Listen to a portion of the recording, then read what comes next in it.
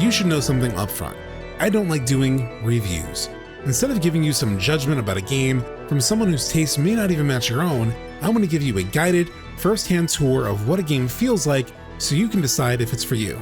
And while that is true for all quote-unquote reviews you'll find on this channel, it's also because I received my code only 4 days before doing this video. Thank you Square Enix for the code. So I've only put around 20 hours into this game given other life commitments, which means I'm only about halfway through it. So, what's the deal with Final Fantasy Tactics: The Ivalice Chronicles? First off, I have played Final Fantasy Tactics, but it was about 20 years ago when I was a child without a fully functioning brain, so this has been essentially a first playthrough all over again for me. Despite not actually remembering much of it, I've always considered Tactics one of my favorite RPGs of all time, but in my memory, I've always thought that was driven more by story than anything else. After all, I'm not really a tactical RPG fan. Outside of FF Tactics, my only experience with the genre has been a handful of hours with both Tactics Ogre Reborn and Triangle Strategy. 2 games I had fun with, but fell off of because their stories weren't doing much for me.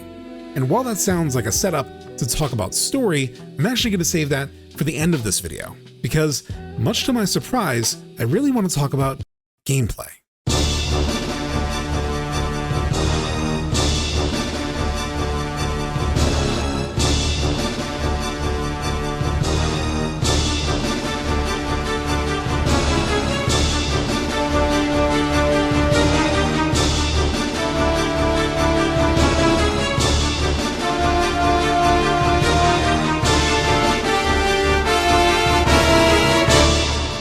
As I mentioned, my vague memories of FF Tactics mostly revolve around story. That said, I did play the first few hours of the War of the Lions version on my iPad, but stopped because I hated playing with a touchscreen and because I decided to hold out for this remaster if it were ever going to drop. And thankfully, it's now here. First off, if you're not a big fan of the genre like me, here's the lowdown on how combat works. Much like a game of chess, you place your characters on the board at the start of each encounter. There are always set spots for where your characters can go, and sometimes your party is split with some characters able to start on one side of the map while others start elsewhere. In the original game, you did this on tiles that appeared in an empty menu screen, but in the Ivalice Chronicles, you do it directly on the combat map itself. One thing the devs announced before release was that this would also give you a chance to see where enemy units were placed so that you can game plan your party's position before jumping into combat. In the actual game, that's only half true. If it's a non-story related combat encounter, you can see where enemies will be, but if it's a story related fight, you can't. You'll be able to see the map, but nothing else. This may be because they either want you to be a bit surprised, just like your characters would be, or because they don't want to spoil who you'll be fighting, since the story often has twists and turns where you'll end up fighting characters you didn't expect to. While it is a bit annoying, the game is absolutely loaded with quality of life touches that make it really easy to adjust on the fly. For example, there was one boss battle where Ramza, the main character, was at a different side of the map in a 1v1 fight versus a major character, while the rest of the party was on the other side of a gate. I didn't realize that was how the fight was going to work, so my party wasn't really set up for success. I had ranged fighters set up furthest from the gate, thinking the gate would open and they'd be set up to be in the back of the fight. Instead, it was the opposite, where they were right up front facing the brunt of enemy forces.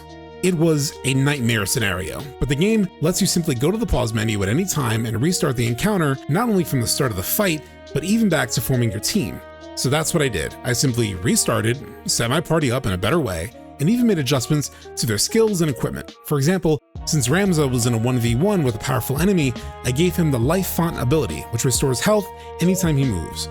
It is really because of all of these quality of life enhancements that I have been really enjoying the gameplay in Final Fantasy Tactics: The Ivalice Chronicles. In the original, everything was a bit harder to the point of frustrating inconvenience. For example, while you could cancel a character's movement in the original game before you confirmed it, you were locked into that choice once you selected it. You might think, yeah, that sounds fair. It's kind of like how you're not supposed to take back a move in chess after you let go of the piece you're holding.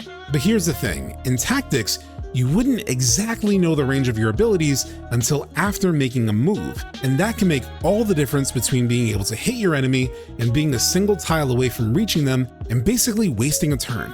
In the Ivalice Chronicles, you can move one of your characters to a tile, see the range of your various abilities, and then take it back and start from the beginning. This has saved me constantly. For example, in that boss fight, I had my white mage set up near the gate, where she could cast a protection spell on Ramza, which was helpful since he was in a 1v1 alone against a powerful boss. But the first time I moved her, that protection spell was a single tile away from reaching him. So I simply reset her movement, chose a different tile, and was able to reach him no problem. But here's the best part. It doesn't necessarily make the game easier, it just saves the game from being annoyingly hard. At least for me, I draw a real distinction between a game being hard and a game being hard to enjoy. And the original had enough inconveniences like not knowing how far an ability would reach until after locking your movement that it simply made playing the game less enjoyable. But all of these added quality of life additions are simply a way to remove inconveniences rather than remove difficulty. I still only barely squeaked out of that boss fight despite being a bit overleveled, and when I reached the end of it, I realized that one of my party members had permanently died. What I mean by that is there is an aspect of tactics combat where you have up to 3 turns after a character goes down before a character is considered permanently dead, meaning you can never use them again. They are just gone. And not only did one of my characters permanently die, but it was an important character. In fact, it's a character that must be in your party to even recruit FF7's Cloud Strife later in the game. And that's where another quality of life feature came in handy. That boss fight I mentioned happened in the middle of a special sequential combat encounter. These existed in the original too, but in that version, you would simply go from one fight to the next with no break in between. But in the Ivalice Chronicles, you're able to save in between fights. But here's where my problem got crazier. When I saved between fights, I accidentally overrode the save file where that important party member was still alive. For a minute, I was in a cold panic thinking I might have to revert back to an older save file and would have to work my way back to that point. But luckily, the Ivalice Chronicles has a ridiculously robust autosave feature where it's constantly logging new save files, so I was able to jump back to a save from before the first fight in the sequence. All of these little additions make it so much easier to just enjoy the game rather than fight against it, all while still providing challenge. For example, after then going through that first boss for a 3rd time, I still had characters die, and the second fight in the sequence still wiped out my party on the first try. Plus, I was playing on the middle difficulty out of 3, meaning there was still a harder level I could have bumped to if I wanted even more challenge. This is one of the massive differences between classic games and modern games. Tons of optionality and quality of life that makes a game easier to love. As if you want the more restricted original experience, you can get that with the classic mode. It's such a different experience as a game that on the PC version, which is what I played, it actually boots an entirely different executable file where everything from resolution to options are locked to what the original game had in 1987. The only update it comes with is a War of the Lions localization of the script, rather than the original localization, which essentially means it uses classic medieval era English instead of modern English like the original release did. And while it was a nice trip down memory lane, I much preferred sticking with the enhanced version, which is full of nice little touches that honestly make it hard for me to go back. Some people will prefer the original experience, I'm sure, but all of the enhancements were just too good for me to pass on. The biggest being graphics and voice acting. But I'll talk about that in 1 second because there is one other important thing to talk about when it comes to gameplay that I didn't expect. I really had fun with it. One of my core memories from the original was having to grind, and despite being a bit of an RPG fan, I am wired in a different way from most RPG fans, and it's that I hate grinding. For me, grinding in RPGs has always felt a bit like busy work, some arbitrary requirement added by devs to pad the playtime so you can feel like you got as much gameplay out of a game as possible. But especially as a grown man, I don't like spending a lot of my precious gaming time simply trying to level my characters up to a point where I can progress through a game. So I walked into the Ivalice Chronicles expecting to still love the story, but kind of hate the process of getting strong enough to get through it. Especially because that's kind of what happened when I played the iPad version of the game a couple of years ago. But much to my surprise, that is not what has happened with this remake. In addition to all the enhancements I've already talked about, there are other nice touches that have been added. You can now fast forward through all enemy turns, it still pauses before they take action so you can register what enemies are doing, but it helps you chew through all of your grind-only fights at an enjoyable clip. You can also use R2 to get a bird's eye view of the map as you move around it, which is super helpful. The default isometric camera is better for seeing all the action, but the top-down view is often helpful for making sure you're moving a character to the exact tile you want. Then there is the ease of seeing how far along you are in all the different jobs that are available in the game.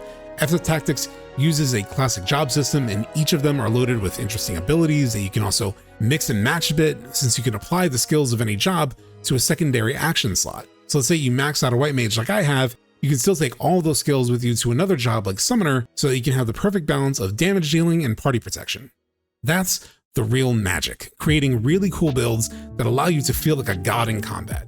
And while doing that has always been the point of the FF Tactics combat system, the need to grind has always made it feel a bit tedious to me. Luckily, it hasn't felt that way with this remake, as I've just breezed through so many fights simply because they've made it all so seamless and even literally sped up. That's not to say that it's mindless either. Throughout my grind sessions, I found myself in fights that have really pushed me. Fights where characters have been at risk of permadying, fights where I've had to readjust my party positioning at the start, fights where I've had to make some character build adjustments to get past them. I've even had to zig in fights where the game wants me to zag. For example, there was one map that split my party in two, and if I simply let both parties fight their respective sets of enemies on their respective sides of the map, I would get cooked. But if I instead made the second group move toward the same side with the rest of the party, I could get through it. It's all of these little things that have kept me engaged with combat, rather than make me feel like I'm going through the motions just to slowly level up, like a lot of RPGs. In fact, you earn experience points and job points for every successful action you make in combat, rather than just earn one set amount for each overall battle, meaning you are incentivized to stay locked in to what every party member is doing in every fight. It is an airtight, well-polished, and significantly remade combat system, and it's made me actually have fun with a game I expected to only enjoy because of the story. Speaking of which,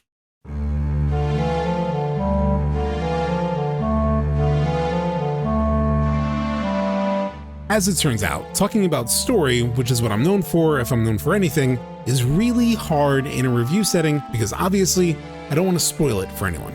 So let's start with the most spoiler-free part of the experience, the presentation. Just like the devs have made little touches all around the gameplay experience, they've done the same with how they tell the story. For example, lighting. In a very early scene of the game where you first meet the protagonist Ramza's family, this is what it looked like in the original. And this version still exists just like this in the classic edition of the game, but in the enhanced edition, there is far greater contrast in the scene, and there are atmospheric additions such as particles moving through the light that's streaming in from the window. There are loads of these little graphical enhancements all over the place, such as when this character walks into this room and you can see the outside light filter into the room for just a moment before he closes the door. It's minor, but every bit helps add to the immersion for a game that still technically looks like a mere 30-year-old game. And it actually is a bit of an improvement. When I first booted up the game, I wasn't exactly blown away by the visuals. Don't get me wrong, it looked good, and I could see the lighting improvements even from the opening scene. But I also noticed that the character models looked a bit pixelated, or like they had some kind of CRT scanline effect over them or something, and it did kind of clash with how clean both the dialogue and UI looked. In order to make sure I wasn't being too harsh on it, I booted up Tactics Ogre Reborn, another remake/remaster project of a similar style game from a similar time to compare. And yeah, I was being too harsh on Tactics. Looking at both games back to back, Tactics Ogre Reborn looked rough. It really looked 30 years old, despite being released in 2022. I then loaded up the classic version of Tactics that's included in the Ivalice Chronicles, and it looked significantly more dated. It might look okay on a YouTube video like this one, especially when watching on a phone, but trust me, when stretched out on my 1440p monitor, you could really see its faults with an almost ghosting effect around all of the text and other imperfections that make it a lot less pleasing to the eye. And now that I've gotten through roughly half the game, I don't even notice any of those visual things that slightly bothered me at first. In fact, it's actually kind of nice that they've retained some of the feeling of playing the original by not polishing every pixel. That said, I suspect mileage may vary on how big the improvement feels to some people, and I wouldn't be surprised if fans try to up-res or touch it up even further themselves. But the biggest enhancement, by far, comes through the voice acting. Seriously, it's really good. It was the aspect of the game I was actually most nervous about coming into the experience, mostly because of what I've witnessed with voice acting in other 2D Square Enix projects. For example, when I played Tactics Ogre Reborn, the acting felt extremely stilted, like in this scene. Time to end this madness. We can't beat him, you know that. What are you saying, Kasua? You'd have us pass up a chance like this? But in the Ivalice Chronicles, all of the performances feel very natural, with loads of nuance from practically every character. Just listen to this exchange between Ramza and his dying father from the scene I mentioned from the very start of the game. In the years ahead, you will need someone whom you can trust. You could do far worse than Delita. As you say, Father.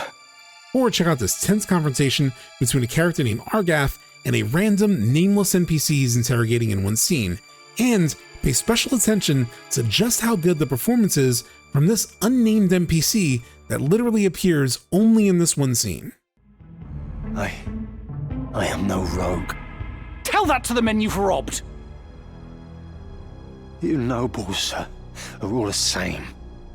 You think every man born outside a castle's walls less than human. We fought for this kingdom at the peril of our very lives, yet the moment that the war was ended, you turned us out into the streets.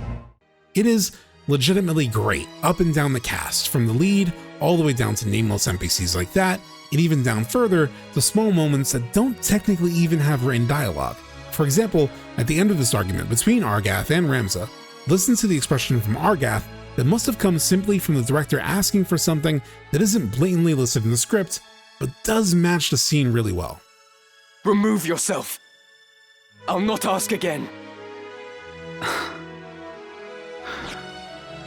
I genuinely cannot say enough good things about the acting, which is also why I'm a bit perplexed with how the dev team handled the animated scenes made famous in the War of the Lions release of the game.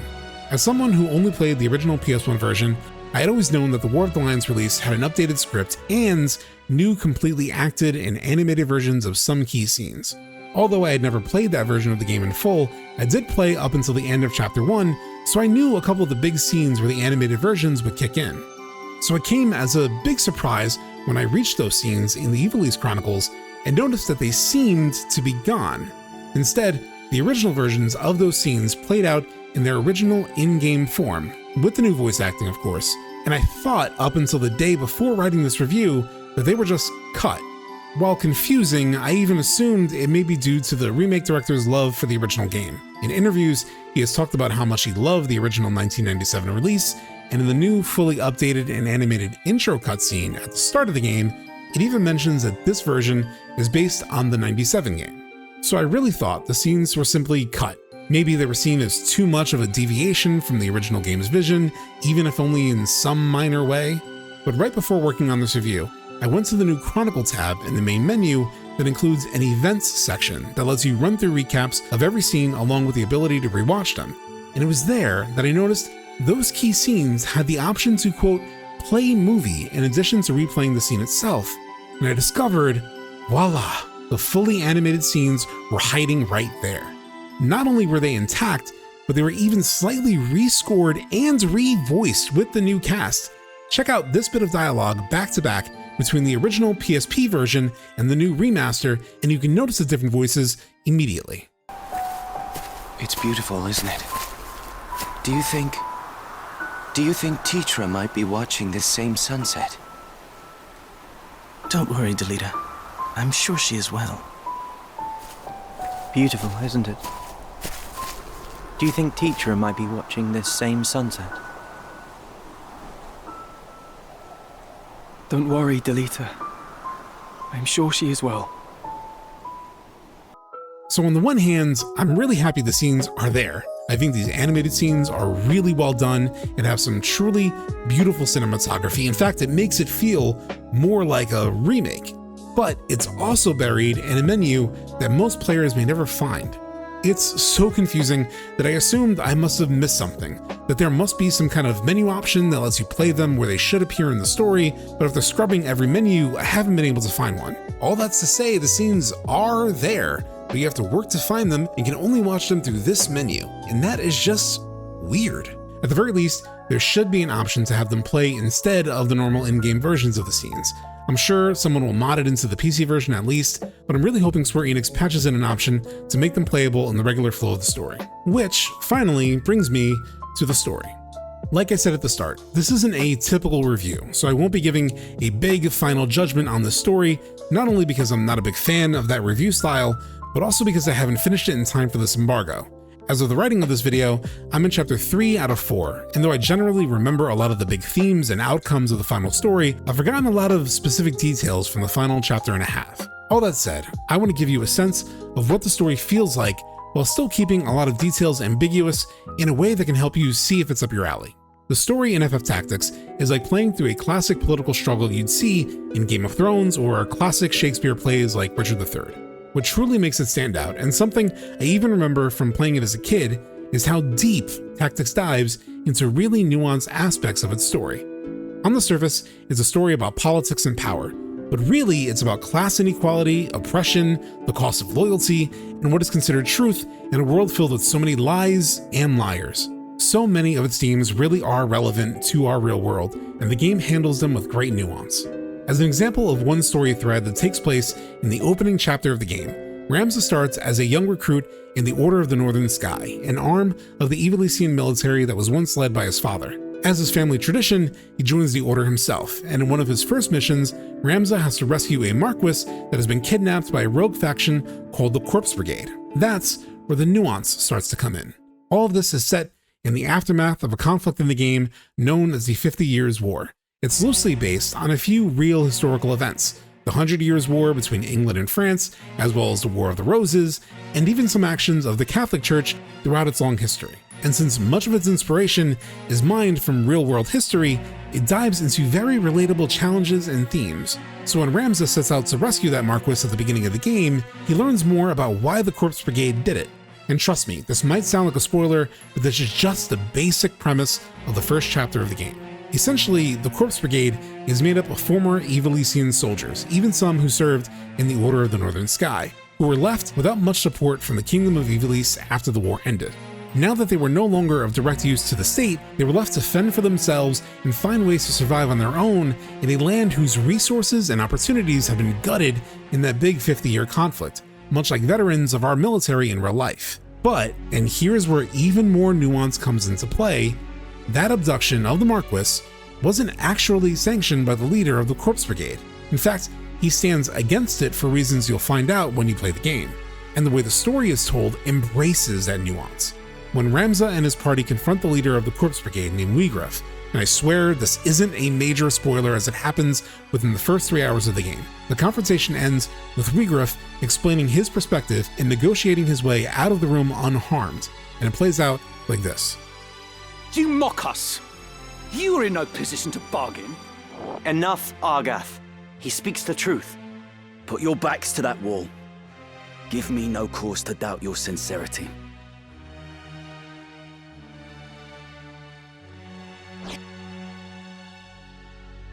Let him go, Argath. Why do you stay me? The Corpse Brigade is finished, in any case. There is naught to be gained by a quarrel here. Choices like the details of Delita supporting his enemy's argument and Wigriff asking Ramza and crew to press their backs to the wall as he slides past at a safe distance are just small examples of how characters navigate complex political and interpersonal issues in Final Fantasy Tactics, and it makes for a compelling, nuanced, and interesting story. Each of the 4 chapters circles a major overall theme and helps each leg of the story feel fresh while still progressing the narrative. From the perspective of a storytelling nerd, Tactics is structured more like an Anton Chekhov-style 4-act play, or like the 4 movements of a symphony. But an even more relatable way to explain it is that each chapter almost feels like a season of The Wire, where each season covered a different aspect of Baltimore life. In the same way, each chapter of Final Fantasy Tactics highlights a different structural element of Ivalice. First, the class struggle between the nobles and commoners, then the manipulations of those in power, then the conflicts that come from divided loyalties, and so on. It's a fascinating way to tackle such a big and ambitious story while also finding a way to keep each part of it feeling fairly fresh. The only downside up to what I've played this far is that it can feel like it moves a bit quick, especially as characters who eventually prove themselves to be untrustworthy usually kind of feel that way even when you meet them for the first time. There isn't a lot of time spent with characters before they show their true colors, and in that way, some of the quote-unquote twists haven't felt all that surprising. That said, the human drama, conflict, and questions the game poses are all really interesting, and not just of Ramza, but also characters such as Delita, Agrias, and Princess Ovilia. It is really those questions about the people swept up in all of the power plays and schemes that serves as one of the big central ideas in the story, as mentioned once by Delita. The Dukes Larg and Goltana, your brothers, and all the rest. They are all of them swept up in a mighty current. A current they cannot see or feel. I simply swim against it. Nothing more. It is a juicy idea and one that carries the larger themes and messages of the story, but saying any more would spoil the fun, so I'll leave the rest for you to discover. Before moving on, there was one last thing I did notice. Now, this might just be because of how quickly I was mainlining the story in order to get far enough to talk about the Ivalice Chronicles with some level of confidence in this video, but I did, at a couple of different moments, find myself asking, wait, what was this scene about? I felt this a bit toward the end of Chapter 2, and definitely in the first cutscene of Chapter 3. And what I found most helpful in those moments was going to the Chronicle tab I mentioned earlier, scrolling down to the scene I had just watched, and reading the summary that was there.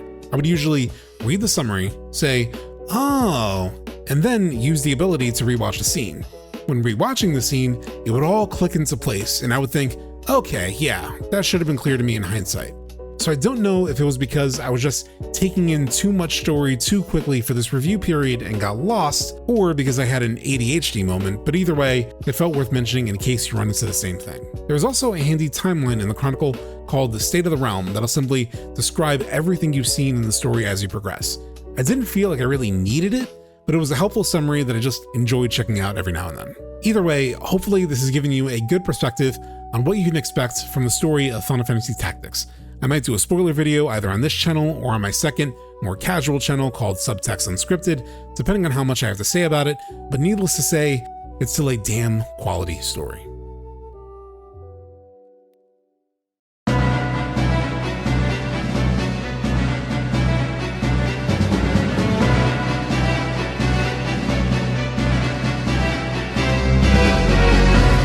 So, how do I feel about all of this? Well, I'd say Final Fantasy Tactics The Ivalice Chronicles really silenced some doubts that were stewing in my head leading up to its release. Will the story really be as compelling as I remember from my childhood? I'd say yes, though less because of any big twists, which is something that stands out in my memory, and more because of the little nuances it explores of both characters and themes. Will the voice acting be good or cringy? Good. Really, really good. Will I find the combat to be a boring grind fest that I just have to push past in order to enjoy the story? No, actually, it hasn't been that at all. Yes, I've grinded like crazy to unlock new abilities and jobs for my characters, but I've really enjoyed it. In fact, I've been recording my entire playthrough and titling each file around what happened in the footage, and I have 5.5 hours of footage dedicated to just doing combat. What makes that especially funny to me is that in the months leading up to this game's release, I'd been telling friends that Tactics is pretty grind heavy, and I wasn't looking forward to that. I even said that I'd probably lower the difficulty to easy just to get through the story, since that's what I really care about, and gameplay isn't really what draws me to Tactics. After all, I don't really play tactical RPGs. Yet, somehow, the combat has got me pretty hooked. I would have never expected that. So, like I said, this isn't a review in the typical sense. If anything, it's a review in progress, as I'm still making my way toward the end, but I did want to give at least some sense of what the game is like after putting nearly 20 hours into it.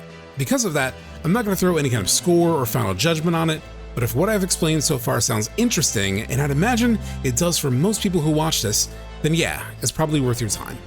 But more than anything, don't judge this book by its cover. I walked into Final Fantasy Tactics as a kid, having never played a tactical RPG. Hell, at the age that I played it, I don't think I ever played a game with an isometric camera angle. I hadn't even played a game with a job system up to that point. It was so many things I hadn't experienced or thought I'd want to experience in a game, and coming into this remake, I wasn't sure if it actually clicked with me or if my love for it as a kid was caught up in my love for all things Final Fantasy at the time. But it has clicked, even more than I expected. Especially when it comes to combat. There have now been 2 times in my life where I wasn't sure if this would be a game for me, and it has been both times. So if there were ever a game to try out, even if you don't think it's for you, Final Fantasy Tactics: The Ivalice Chronicles might just be it.